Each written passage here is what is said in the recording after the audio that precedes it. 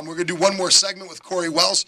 Let me just fast forward a little bit because we're talking about you getting the band together and all the stuff, and a million stair steps and a guy, the guy not realizing that you do your own stuff. This is an interesting statement about Three Dog Night, and this is a powerful statement about Three Dog Night. In the years 69 through 74, no other group achieved more top 10 hits, moved more records, or sold more concert tickets than Three Dog Night. That's a heavy statement from that time period because the contemporaries in that time period are Led Zeppelin. The Beatles are still recording albums in '69. That's a really heavy statement. Yeah, we were very lucky. I mean, we were blessed, I guess. The timing was perfect.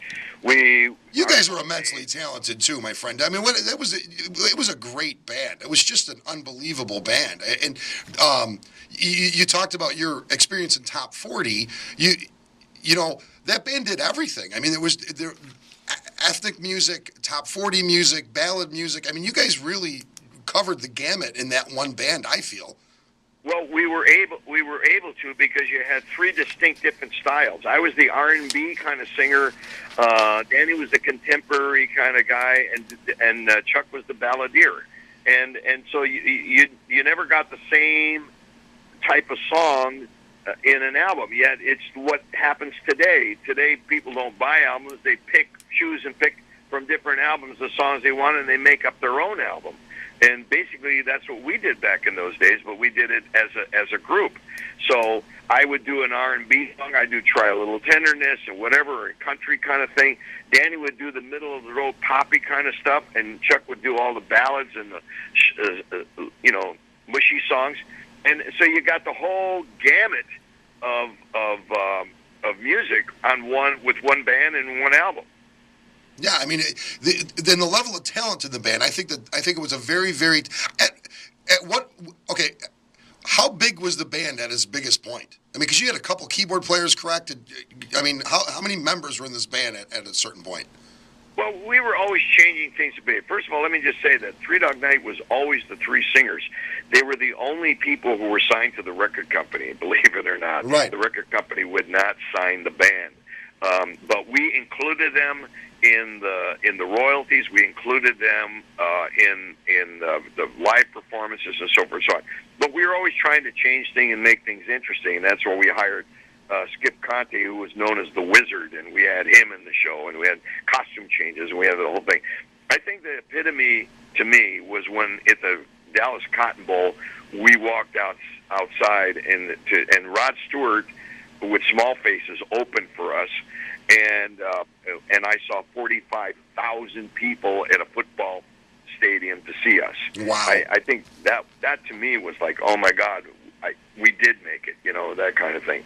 But we were number one band for a year or two. I think I remember we had as many hits as the Beatles did because we had songs coming up the charts and coming down the charts. So it's like a rotation. Like I say, that statement that I said at the top of this segment, from 69 to 74, that's probably the renaissance of the music industry as far as, as far as artists selling albums. I mean, albums really started selling then.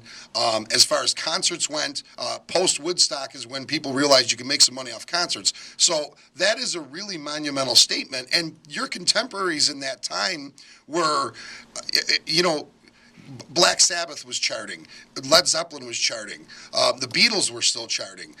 It goes on and on and on. You weren't dealing with a period now where, it seems like one artist can do a lot of charting and there's nobody else in the on either side of this artist that can chart like this particular artist. Back then, you're dealing with multiple heavy hitters. So that's quite an accomplishment, I think. Well, thank you very much. Thank you.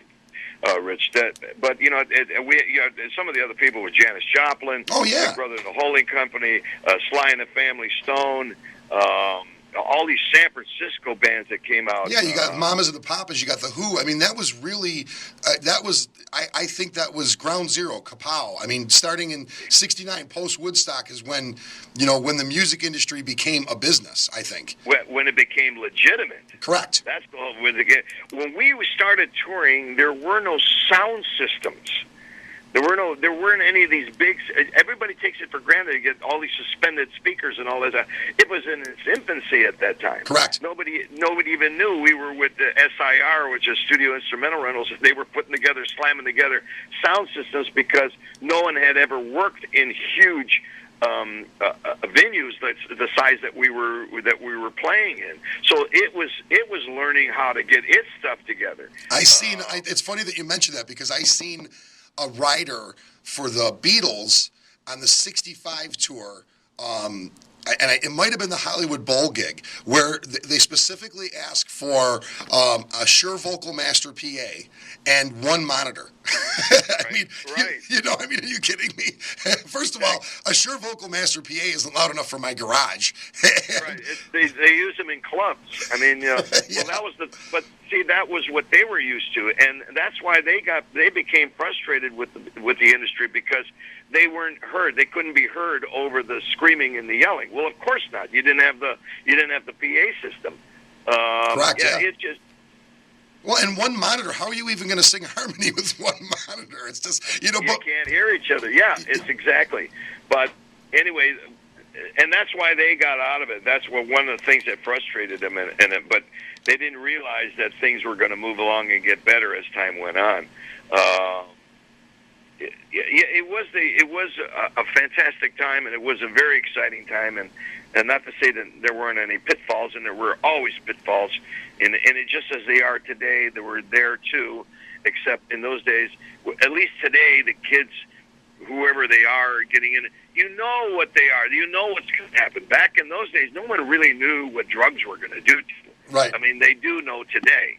And there's no excuse today. There can't be any excuse today. At least then they were naive, and then they found out that acid's not really good for you, right? Or any of this stuff.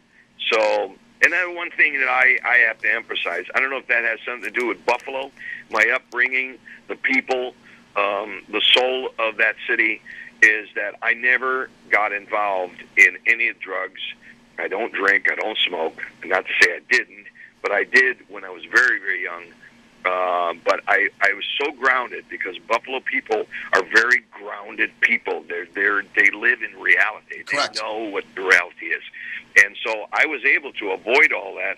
And I'm sorry to say that many of my partners and people who went down and got caught up in that. Well, as many people do. That's why you're celebrating, 40 years in the industry too. Because you took care of yourself and you didn't go down the wrong path. Yeah, it's paying dividends right now. Without a doubt, yeah. So Three Dog Night is still out there, still a viable act. You guys are still doing like 80 shows a year, right? Pretty much. We're down to about 60 now because. I'm getting up there, and I want to live life. I mean, I don't want to just totally dedicate I have done this for the last 45 years. I've dedicated my entire soul and body to the music. Now it's time for me to relax a little bit and just do the shows that we want to do, the shows that I'd like to do. We do that thing at the Canal Fest. Oh, yeah. And we did it last year. I don't know how many hundreds of thousands of people they had there, maybe 50,000, 100,000. I don't know how many they had there. Right. But it was huge, huge.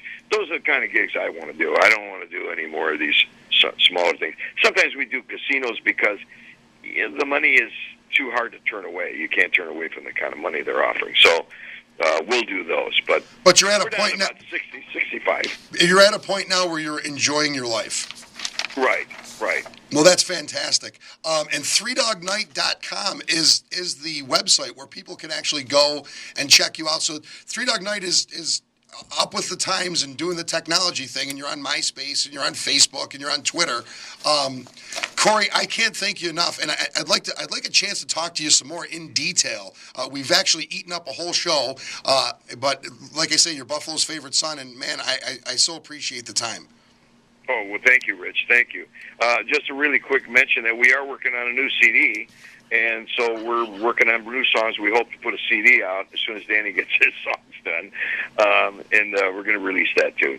And people can go to 3dognight.com and stay up on that. And when you have that released, will you please come back on and visit with us again?